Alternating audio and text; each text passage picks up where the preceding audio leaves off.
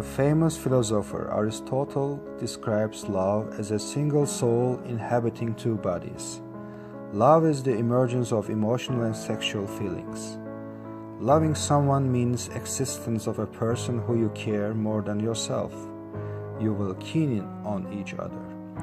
If everything works out correctly, you might want to be together all the time.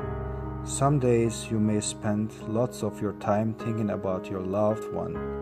You may even love her or him so much that you can't even imagine a life without your lover. So here is the huge question. Does anyone want to be involved in a romantic relationship with such a huge love? If yes, is it good for our soul? Does the impact of love on humankind positive or negative? This is an open question which needs to be answered. By the time when humans were questioning the effect of love on human being, the goddess of love and beauty decided to find an answer. So she organized a dinner.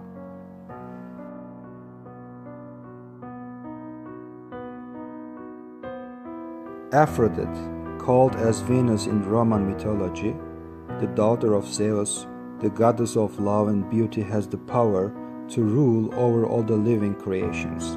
She protects all those who is on her side and recognizes her authority. On the other hand, she punishes those who neglect her worship or despise her power. Therefore, during the dinner she had to be sitting in the middle of the table, middle of everyone who were affected from their love in different ways. She was the moderator of the dinner. Her first guest was Eros. Eros is described as a son of Aphrodite. He ensures love to find its way in the hearts of men and women by using bow and arrow. He is represented with golden wings and covered eyes. He is also represented as a blind bird, flattering above somebody while targeting him or her, make him or her fall in love with the first person they see.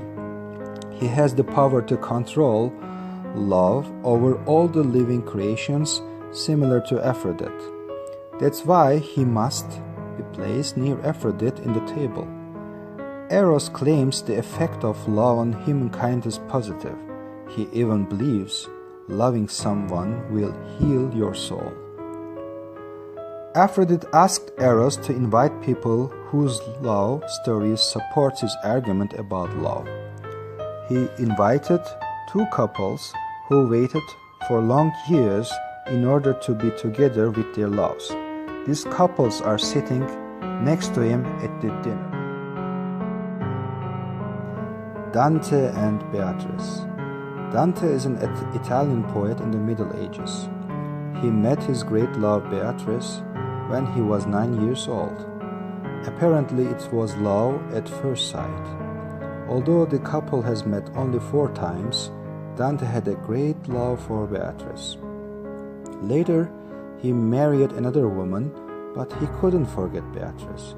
After he heard about her death, he was very upset and tried to find strength with literature and philosophy. In this way, he created his major work, the Divine Comedy. It tells about the story of Dante, who reached Beatrice in heaven after his journey through hell and purgatory. By the time he met her in heaven, his soul was purified, therefore he found the eternal happiness. Although Dante's love to Beatrice is platonic in real life, he made it real in fiction. He didn't let his love go.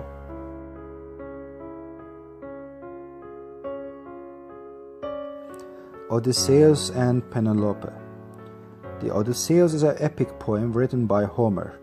It explains the adventures of Odysseus, who is far away from his home for 20 years. He usually thinks of getting back home to his wife Penelope. They were in a great love.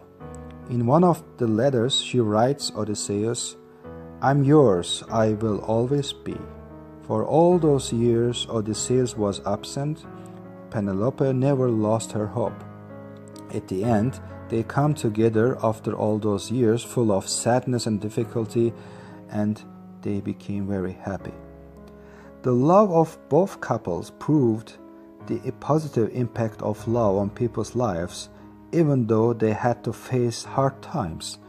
Eros also invited one couple. This couple does not prefer to fight for their lovers and lived miserable lives. They were sitting on the side of Eros. Ophelia and Hamlet. Hamlet was written by William Shakespeare. It tells a tragic story of a prince whose uncle murdered his father and married directly after his mother. Hamlet is an unstable character. He lost his faith in women because of her mom's behavior. Ophelia and Hamlet were lovers. The story tells that both Ophelia and Hamlet betrayed each other because they were manipulated. They both turned into mad people and died. Imagine the life that might have occurred if they chose each other and ran away from the castle. Love had given them a great life with happiness. But instead, they died at the end. What a misery. Then Aphrodite decided to invite Epicurus. Epicurus believes loving someone will bring you non-satisfaction and it will hurt you. Epicurus represents the negative side of love. Epicurus. Epicurus was an ancient Greek philosopher. According to his philosophy, Epicureanism, life must be lived without pain and the people must avoid everything which may restrain their pleasure. Love is the combination of friendship and sexual intercourse. It makes people care specifically for one person.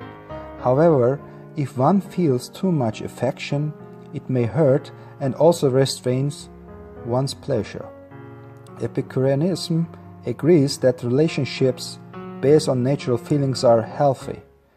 Those which are based on reasonless passion or emotional dependency should be avoided. As Richard Kreitner writes in his article, He Stoics and the Epicureans on Friendship, Sex and Love, love brings unsatisfaction, hence it must be avoided. As Epicurus rejects the idea of emotional love, he contradicts with the creator of love in humankind's heart, Eros. Epicurus must sit opposite to Eros, near to Aphrodite. Epicurus immediately called the ones who died because of love, and they sat at his side at the dinner. Mark Antony. Mark Antony was a loyal general of Julius Caesar. After Julius' death, Antony shared the leadership of Rome together with Octavian. One day he met Cleopatra, the well-known pharaoh of ancient Egypt. Antony was very impressed by her beauty and fell in love with her. Although he was married to Octavia's sister, he betrayed her. Octavian declared war on Cleopatra and Antony because of this betrayal. Antony was told that Cleopatra was killed.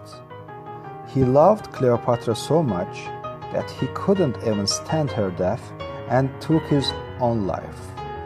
The death of Cleopatra is still discussed, and most of the rumors claim that she killed herself with snake's poison after she learned Antony's suicide for herself. Dido. Aeneid is a Latin epic poem written by Virgil by the time of Augustus. It tells the legendary story of Aeneas, who is the founder of Rome. While Aeneas was sailing to Italy, the cruel storms of Juno made them come to Carthage, where Dido was the queen of Carthage. They fall in love and lived together for long years, until his duty came to his mind, discovering a new city. He left Dido in order to achieve his goal, and Dido was devastated by his departure. She committed suicide using Aeneas' sword. Her love for Inez was her end. The death of Antoinette Dido showed that love has a very negative impact on people's lives. It has brought them non-satisfaction and restlessness, so they were relieved only after death. And Epicurus called the ones who has to pay a high price because of their trust to their lovers. Adam and Eve. According to creation myths, Adam and Eve are the first man and woman in the earth. God created Adam first and sent him to the Garden of Eden. God placed a tree of knowledge in the garden and strictly forbade Adam to eat any of its apples. And God created Eve from Adam's rib. Eve ended Adam's loneliness and filled his life with happiness. She was exactly what he needed. Their relationship was one of perfect purity and innocence. They didn't even know if there is such a thing as relationship. They didn't know anything about clothes. They didn't know how relationship occurs. They didn't have any examples. They just had pure desires. This was truly a perfect marriage with purity until Satan provoked Eve to eat the apple. Eve ate the apple in spite of God's prohibition and offered also Adam to taste the apple as well. Adam couldn't still stand Eve's offer and he bit the apple too. As a result of their disobedience, God banished them from the Garden of Eden. Adam trusted Eve so much that he believed everything she told was a good thing, so he didn't even think before he bit the apple. His love caused them to lose their purity. They trusted each other because of their love, but at the end, they had to pay a high price. During the dinner, lots of ideas were thrown up in the air. Aphrodite couldn't really decide if the power of love has positive or negative impact on humankind. All of the ideas are true and based on real stories. As William Shakespeare writes in his play, A Midsummer Night's Dream, the course of true love never did run smooth. It's hard to decide whether the impact of love on people is good or bad. In some cases, it makes you the happiest person in the world, and in the others, it makes you feel so hopeless and upset. Briefly, loving somebody is gambling. If you want to take the risk, you may win.